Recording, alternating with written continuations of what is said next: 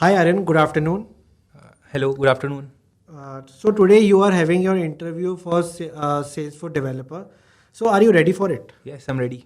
Okay, to begin with that, can you please introduce yourself? So, Vakul, as you know, my name is Aryan, and like from the past 3 years, I have experience with Salesforce. So, in Salesforce, I have worked with different clouds, including Sales Cloud, Service Cloud, B2C Commerce Cloud, and to be precise, in Sales Cloud, I have worked with LWC, Apex, and Salesforce Admin part. So, yeah, that was the gist of me. Like onto the comparison basis, if I want to know onto which cloud you have worked more out of the clouds which you just mentioned. Okay, so like majorly, I have worked with Sales Cloud. Okay, and at what roles you have worked at? So I worked on developer role. Like majorly, I was handling the developer development part and the coding part into the projects that I have worked in. So were you handling the team as well, the team of developers under you?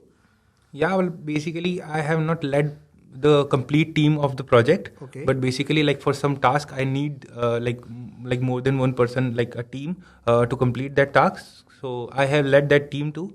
So provided them the task and provided them the flow of the piece of code we have to write. So yeah, I have done that. So, like for the Sales Cloud, onto how many projects you have worked on up till now?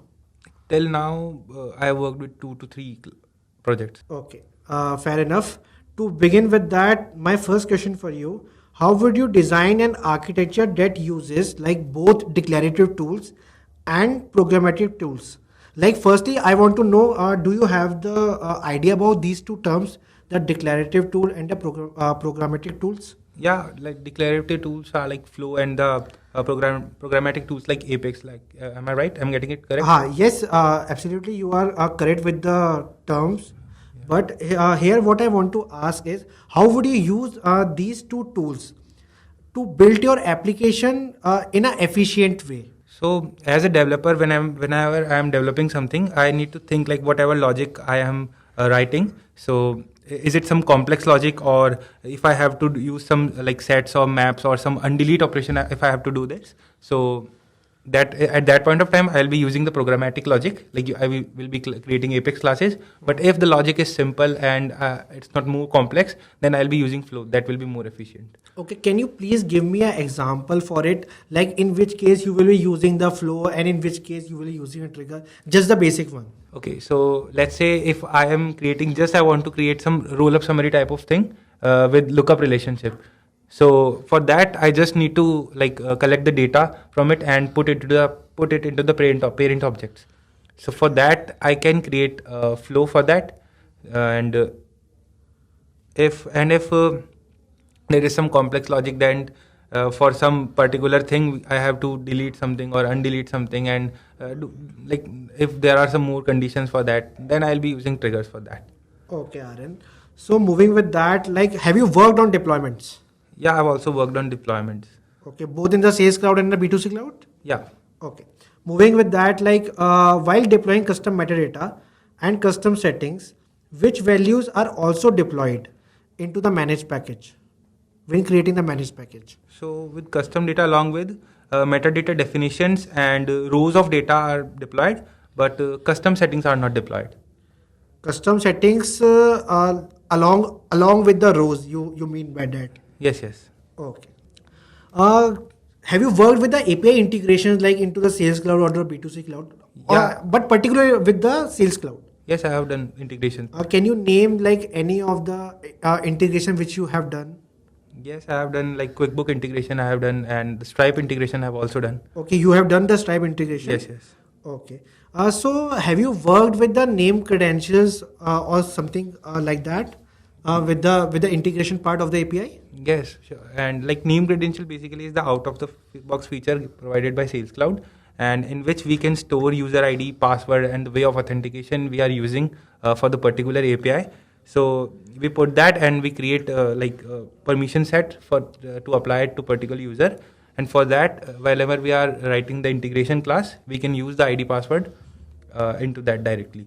Okay, Aryan, it is really helpful for us as a developer. Like earlier, I used to hard code the values. Like in my earlier days, I was just giving the usernames and password onto the code itself, right? Because I was having just a one piece of code over there. I was giving the endpoint and all that, but a thing came known as a name credentials, and I was like writing all those things onto a particular way, right? How could it be beneficial to me? There are more than one reasons for that. One of which is it is a best practice to put the username and password and all the credentials at one place and use them from that place. And secondly, we should not expose all the credentials into the Apex classes directly. We should be using name credentials, and directly we can get the credentials from there. Okay. Like Aryan, do you know about the API call out limits? No. Like how many callouts you can make into a transaction? Yeah, I am aware of that. Yeah, like it's about, I guess, 100. Yes, it's 100. So what I want from you is, like, I am doing a call out into a badge or something like that in the asynchronous way, Okay. right? Yeah, So what I want is onto the 101 call out. Okay. My code will burst. Yes or no? Yes, yes. Okay. So how would you handle that? So for that case, like we don't want some exception to occur. We can write batch classes. Okay. And for that we can like set up the piece of chunk into like 50, then 50, 50, 50. Then it will not reach. And we can also use queuable class for that. Okay. Like we will be doing the chain. We will create the queuable chaining, and that will prevent of calling the exception. Okay, Hitting the exception. okay, Aryan, as per your experience with this thing, what you prefer, the batch or the queuable? Basically, And why? like, for calling the APIs, I prefer using queuable classes, as it will be more efficient, because batch class are used for the like higher number of records. So I'll be preferring a queuable class for that. Okay.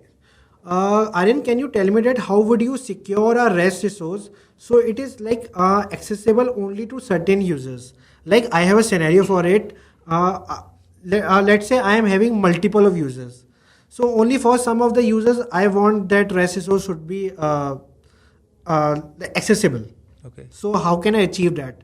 So for that, we can set up some permission sets for that, Okay. for some particular user, and while we are creating the connected app, we can set up the scopes over there. And other than that, in the code level, we can also get the user type, like userinfo.user type. That Okay. will also be a good option. And like with the IP restriction, with the IP restriction, we can use network access level setup to prevent that. Okay. So Aryan, can you use the name credentials to cater that? Yeah, we can also use the name credential with that. If like we can say whatever the endpoint is accessed to the particular controlled. Like for the name credentials part, if there are like more than one user, like there are 4 users, and we have only created the credentials for the 2 users. Like for that, the 2 users will only can access the REST resource. Other 2 will not be able to access Okay. that. Like Aryan, I have a scenario over here. How would you handle the like the asynchronous processing of the integration? Or I should let me clear myself with the question. Like QuickBook is sending some of the records which you want to replicate or to maintain onto your Salesforce org, right? So how would you do that? So Like initially we were doing a one-way integration. Like from the Salesforce we are calling out over to the QuickBook. Okay. What I want is from QuickBook some updations are coming onto my records. So how would I be doing that? So we will be implementing a webhook endpoint for that. Okay. And like we will be doing the webhook endpoint, and by that we can create the two-way communication between like Sales Cloud and QuickBook. Okay. Moving with that, so on a scale of 5, like how would you rate yourself in context of exception handling? Like in the like in developers' life, exception plays a major role. Yeah. Every day we encounter like with many of the exceptions, right? Uh-huh. And we need to handle them gracefully, Okay. so that our code don't burst right onto the production and as well as on the UAT, Okay. right? Yeah. So My question to you is, firstly, how out of 5, how would you rate yourself? So according to my experience, I have handled a lot of exceptions into Okay. my experience. So I'll be rating myself as 4 out of 5, I guess. Okay. So if you are rating yourself as 4, can you please answer me that how do you handle DML exception gracefully in large data operations? So for that, I'll be creating like if I'll be handling the exceptions. So for that, firstly, I'll be creating a custom error log object. So in that object, I'll be putting the errors so that I can debug afterwards. And we'll also be using the batch epics. Like if there are a lot of times, if large number of records comes, we can hit the exception. So for that, I'll be using batch classes. So yeah, that are the some of possibilities that I can use. Okay. Aryan, actually, like in the synchronous epics, right? Okay. We were like hitting the governor limits. Yeah, Yes. yeah. So we came up with what? The asynchronous epics, right? Uh-huh. So, like the earlier question as well, which I asked you regarding the queuable part, Yeah, yeah. like how to retry the and all those things. So, what I want is whenever a particular limit is reached, I want to do something. Okay. Okay, so how would you handle this case? Like for an example, if for the DML operation, what's the limit? 150. Yes, correct, 150. So what I want is like for the 150th, after 150, I want to do something. Okay. So how would you check that limit? For that, Salesforce provides us the limits class, Okay. and from the limits class we can get the limit what is the current limit that we have reached. For example, we can get limits.getDML statement, and like that we can get the limit. So according to the response of the limits class, we can do whatever the logic we have to write for some particular limit reached. When some particular limit reached. Uh, are you sure about that? Yes, I'm sure about that. That there is a Oh. limits class that we can use. Okay. So, Aryan, moving with that, like I have a question for you. How do you handle recursive triggers? Like how you can handle recursion in triggers? Yeah, handling recursion, that is one good part. So like whenever we are handling, like we are working with triggers, like that is a common problem that occurs. So for that, like we can create some static variables, like static boolean variable, or we can also static integer. We can also create some static set for that, in which we will be adding user IDs into it, and for that IDs, record IDs, the recursion will not be triggered again and again. So yeah, that static variables will not do that. Like Will not let the recursion happen again and again. like only using the static boolean variable is the only way, or you have another choices as well.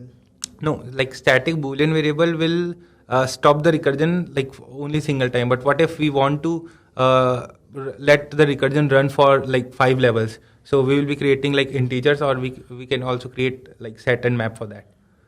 Okay. Like moving with that, then have you heard about the mixed DML exception? Yeah. So can you please tell me that what it is? So basically, mixed DML exceptions occurs when when we use DML operations for both setup and non-setup objects. So at that point of time, like in the same class. Okay. So basically, can you please explain me that what are setup objects and non-setup objects? Non-setup objects are the commonly used objects, like custom objects and standard objects like account, contact, opportunities. These are the non-setup objects, and the setup objects are like record type, profile. These are the some of non-setup objects. Okay. So what do you mean by the mixed DML exception? How can it appears? So it appears when in the same class we are doing both DML operations on both setup object and non-setup object, Okay. and like we use a logic to avoid them. Like when we want, like we run the logic for DML operation for non-setup object into one class, and if we want like to do the DML operation on setup objects continuously with that, we will be calling a future class for that. So that will avoid Future class or future method? future method for that. Okay. Fair enough. Moving with that, like Aryan, can you tell me what tools or strategies like would you use to identify performance bottleneck in your Apex code? Can you please rephrase? I didn't get the question. Like, what is the question? Okay, for you, Aryan, like you have a piece of code, Okay. and someday your quality assurance engineer or the QA has reported you like, Aryan, this piece of code is taking too much of time. Like it is taking 9 seconds to execute. Okay. Right? Okay. What could be the possible reasons for that? There are some performance issues into the code, and we can do like by checking. Like we can, if we are using lists for lookups, we can use set instead. That will be more efficient piece of code. And along with that, if we are using some nested query, nested logic we have written, so we can also update that logic, upgrade the logic into some lower levels for that. And if there is some heavy SQL statement that we are SQL queries that we are running, so we can also improve on that part. And after that, I'm sure that we will be reducing the time of the execution. Okay, Aryan, like if you are like really satisfied by that, you have optimized your code, right? Okay. Uh-huh. So how would you monitor that? Like earlier, the QA was saying that you were taking 8 seconds or 9 seconds, Okay. right? After the optimization part, you must have reduced the time. So how would you would be monitoring it? So for that, we can like as the logic runs lines by line by line. So for that, we can set up some checkpoints using system.now that will debug the current time of the execution, and with that we can track the execution time for the logic. Okay, so like by this way you can check the time, Yeah, yeah. the amount of time the those set of lines were taking, right? Yes, yes. Okay, moving with that. Okay, so Aryan, how proficient you are with the SOQL queries? Yeah, I'm good with SQL queries. I have written a lot of that. Okay, can you write me a query like I want to retrieve all accounts with contacts that have opportunities closed in the last year? Yeah, give me some time to think. Am I clear with the question? Yeah, like basically you want me to get all the account and contacts like whose related opportunities are closed in last year. Yeah, am I Yes. correct? Yes. Yes. So we will be writing the query uh, in a way that we will be getting like firstly let me tell you like I'm writing the query on the account object, Okay. and I'll be I'll be filtering the accounts on the basis of opportunities like whose close date are in last year.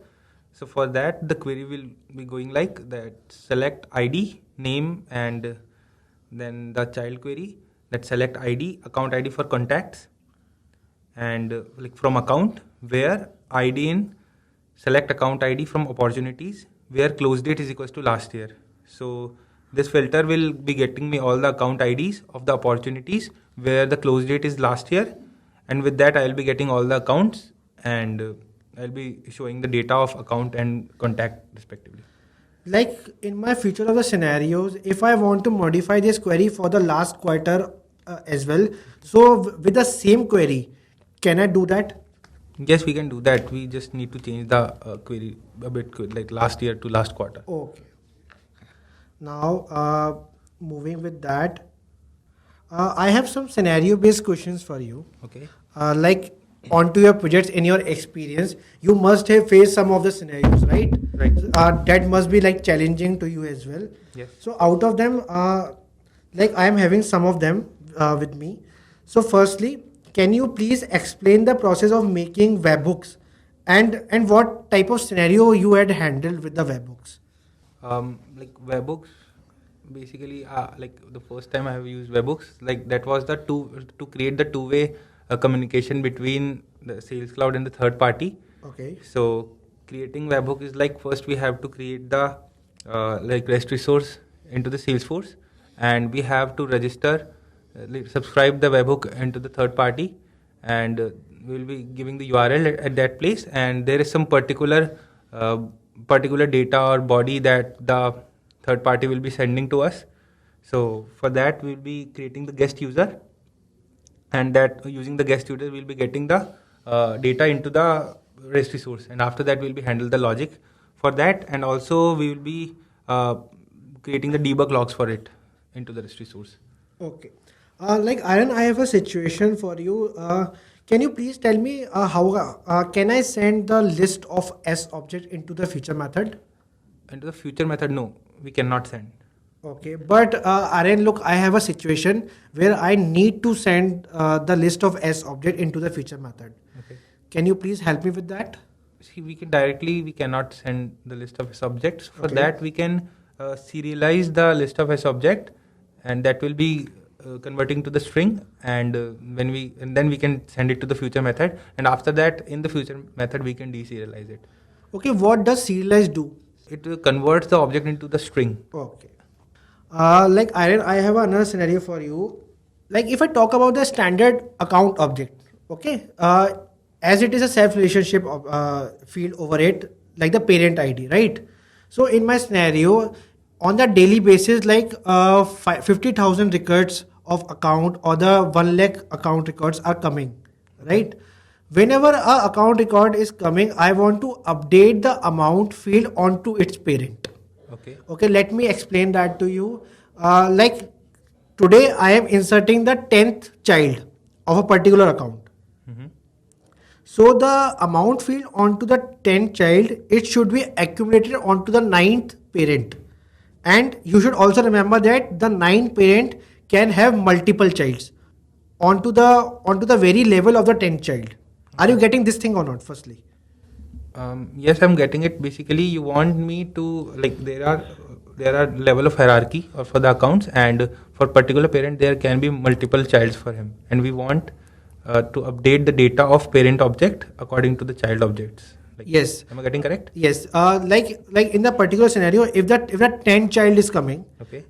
his amount should get updated to the ninth parent, and ninth data should be updated to eighth, 8 to 7, and up to 1. Okay. So basically, we are doing it in the recursion type or into the hierarchy type, right? Okay. So how would you handle that? So basically, Like firstly, I am having a hierarchy of like 10. okay. Can you tell me like how can I do that?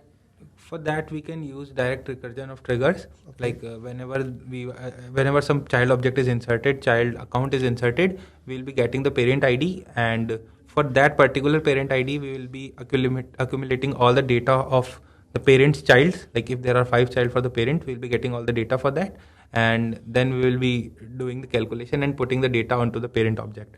And whenever we put the data on the parent object, the parent account gets updated, and then that also triggers a new trigger, and this will go on, and we will be updating till the 10th level. Okay, but my let's say Aryan, my scenario got updated and now I have 50 level of hierarchy. So how can you handle it? This will be handled with this only. No, this will throw an exception after the 16th level. What happens at the 16? Basically, there is a apex governor limit for the recursion in triggers. So it is 16. So whenever we go above that limit, the exception will come. But in my case, I need to handle that. Like when the 50th child enters, its record should be updated to 49 to 48 and up to 1. The very same case. How I would be handling that? Okay, that much level. So we'll be using, I guess, we cannot use direct recursion. So basically, for that we can use platform events for that. Okay. So whenever the accounts get inserted, that first trigger will be there, and then we will be sending the parent. Can you tell me the very steps related to it, that how you would be using the platform event? So for that, I'll be creating a platform event. Onto which object? Like what I mean is like initially onto which object you will be making the trigger. So initially, we'll be making the trigger for the account object. Okay. That whenever the account is inserted, firstly that trigger will be running, and after that we will be sending the parent IDs into the platform event, and that will again triggers a platform event trigger, and that will carry on the further logic for that. Okay. Now moving with that, Aryan, are you familiar with like design patterns? Like have you used design patterns in your practices while you were making those projects? Yeah, I have used the design patterns for the best practices into the code. Okay, can you please explain me what is handler design pattern? Handler design pattern, basically it is that we have to write the logic part for some trigger, separate them trigger. We will be creating handlers for that. For example, there is account trigger. So I'll not be writing complete logic into the trigger only. I'll be creating the handlers for that, then calling the functions from that handler only. So this is the handler design pattern which separates the logic from the trigger. Okay. If that's the case, then what could be the factory design pattern? Okay, factory design pattern. Have you heard about that? Yes, I have heard about it, and I have not used that much as the handler design pattern, but I know what is a factory design pattern. Okay. So basically, factory design pattern is a design where we instantiate, where we create different classes, and then without exposing the logic to the client, to the main logic, we call them, basically we will be creating some we are creating some factory, they are creating some product factory, and then after, payment factory, we are creating a class called payment factory, and after that we are sending some data into the payment factory, and the logic behind the payment factory, we can be calling multiple classes into the payment factory. Let's say we are calling 3 different classes for the payment and for the different payment methods. So that will be handled into the that will be handled by the factory class, and we just need to call the payment factory for that. So that is the logic. The main motive of this design pattern is that from the main logic we just have to call the single class, and that will be handling all the different logic into the backend. Okay, Aaron. Actually, that's all from my side. Okay. So, do you have any questions? No, my side it's good. Was I good in that? Actually, my team will get back to you on this. Okay. Okay. All the very best. Thank Okay. you. Thank you, sir.